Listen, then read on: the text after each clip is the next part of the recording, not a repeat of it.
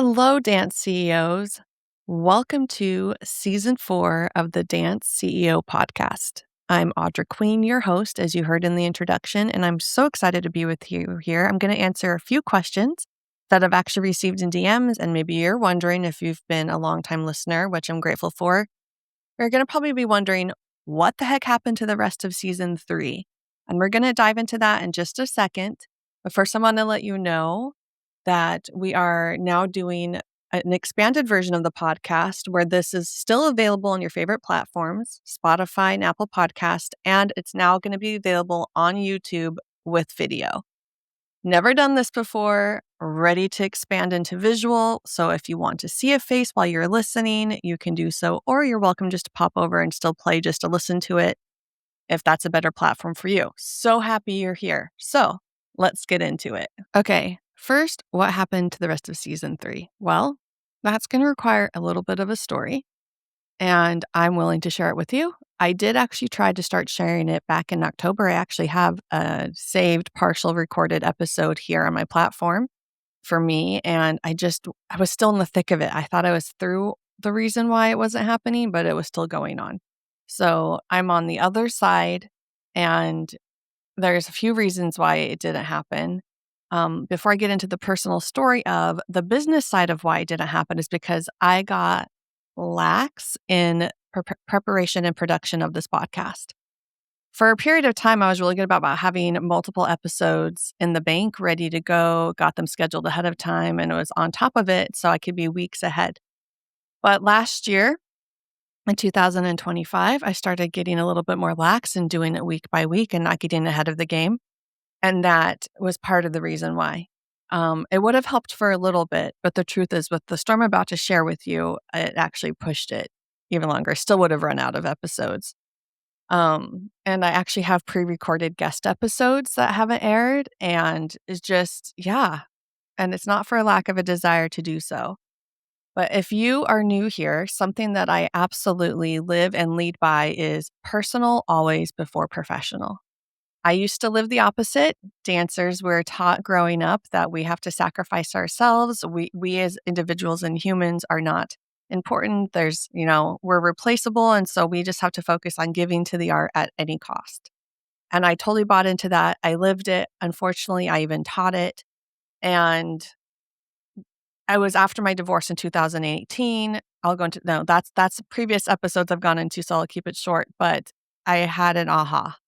I started doing personal development work, and I realized that actually I myself, as a creative individual who happens to express my creativity through dance, is more important. And what I've come to learn since I started my business in 2018 is that all challenges I have professionally can normally be resolved if I address myself personally. A lot of the times, professional challenges are stemming from a lack of well-being and balance personally. And when I started putting the focus on myself personally first, professional things started resolving themselves. So, all that to say, I was in a very long season, over half the year, of focusing on the personal. And yes, that did unfortunately impact listeners like you not having more episodes and some other things not getting attention in my business for that season, but it was necessary to do so. Okay, so in May of 2025, I turned 40. And up until that, I was in the most easeful place in my life. Everything was very balanced. Everything was just running smoothly. I was attracting instead of hunting business. I was really feeling that the years of hard work I put in were, I had reached a certain level and I was able to just enjoy the benefits of the hard work.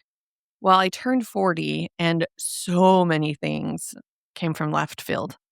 And I'll just list off a few without going into too much detail. But the very first thing was that my car was wrongfully repossessed.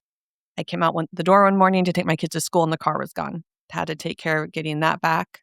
And from there's just so many things that involved even my family members being included just by association with me.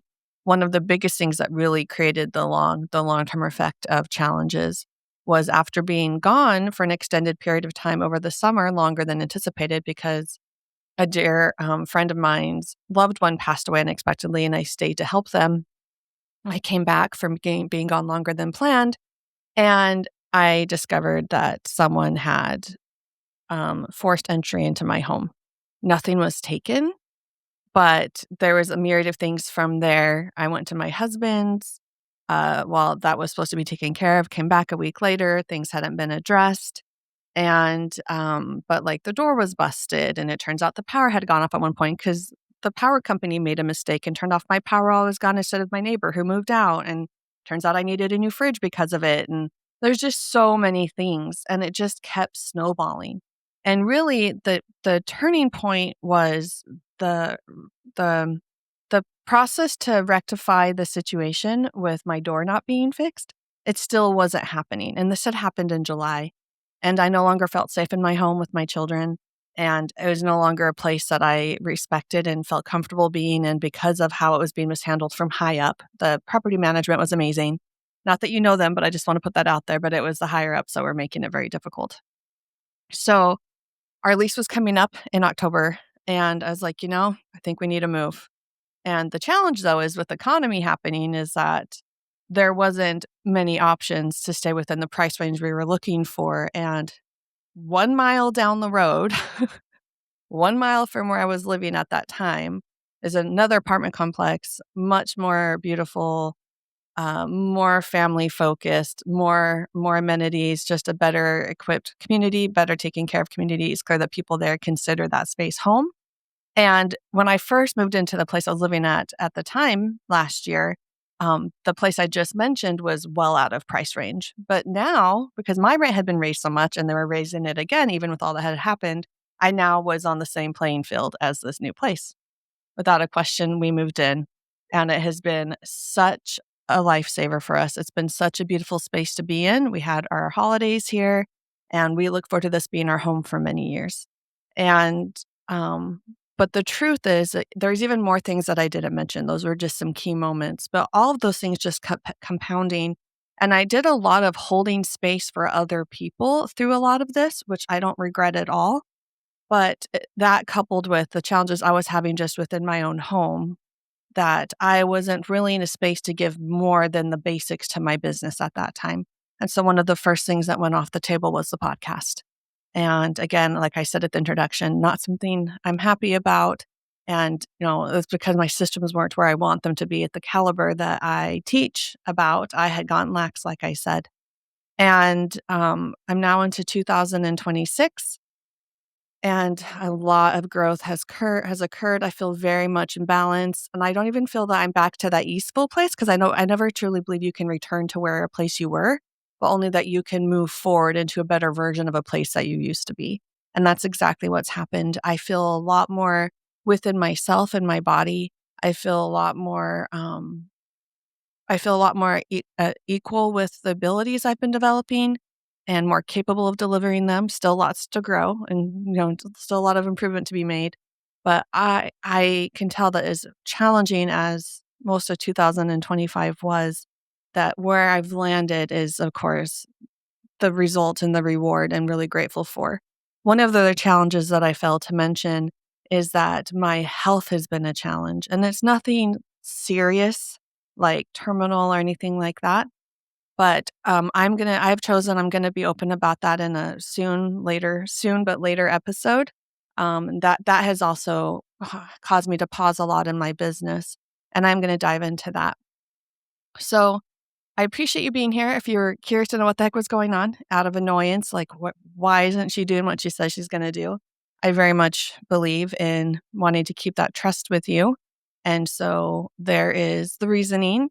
And I always want to be leading by example. And so I did choose to put personal before professional, and I don't regret it. I do regret not having better systems, but I've already been taking actions and steps to shift that.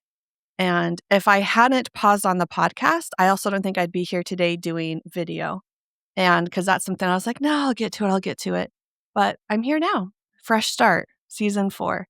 And so if you've been with me through all or most of this journey with the podcast, I'm so grateful for you. If you're new here, welcome.